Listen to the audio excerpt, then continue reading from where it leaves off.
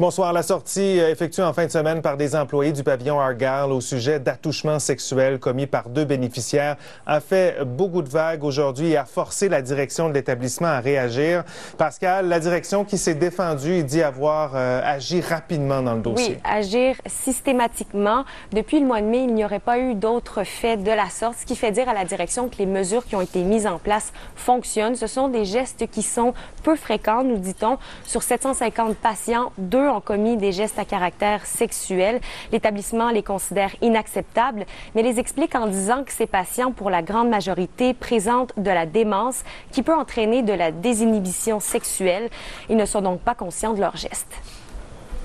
Donc, médication avec un impact, je vous dirais, sur les impulsions sexuelles. On peut parler de réaménagement de la chambre. On peut parler d'occuper la personne avec des activités de loisirs, qui fait qu'elle va être occupée à d'autres activités. On peut parler de surveillance accrue de la part du personnel. Fait que, on peut parler parfois de changement d'unité de soins. Humainement, c'est difficile.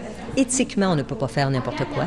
On n'attache pas une personne malade 24 heures sur 24 dans sa chambre parce que ça réglerait le problème, hein, on s'entend.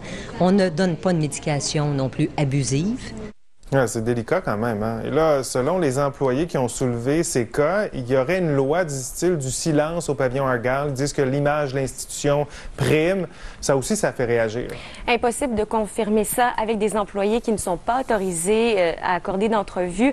La direction, elle, s'est dite étonnée de ces allégations puisqu'elle a informé les proches des victimes et des patients qui ont commis ces gestes tout de suite après les actes et également informé le comité des usagers. Le ministre de la Santé, Gaétan Barrette, qui s'est exprimé sur nos ondes ce matin, dit que c'est une situation qui est rare et inacceptable.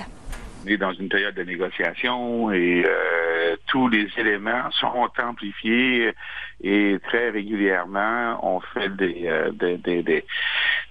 on accuse et c'est pas nécessairement fondé. Je ne pense pas que dans cet endroit-là il y a une culture qui vise à masquer les réalités. Le comité des usagers dit rester vigilant et veut collaborer pour revoir le protocole et les procédures. Toujours place à améliorer parce qu'on faut se le dire, là, un geste, c'est déjà un geste de trop. Sauf qu'on a confiance en l'établissement et au personnel qui sont présents pour faire tout en sorte pour que les gens soient en sécurité. Il a été impossible aujourd'hui d'avoir une entrevue avec des délégués syndicaux. Merci beaucoup, Pascal. Je vous en prie. Imaginez 12 ans à devoir faire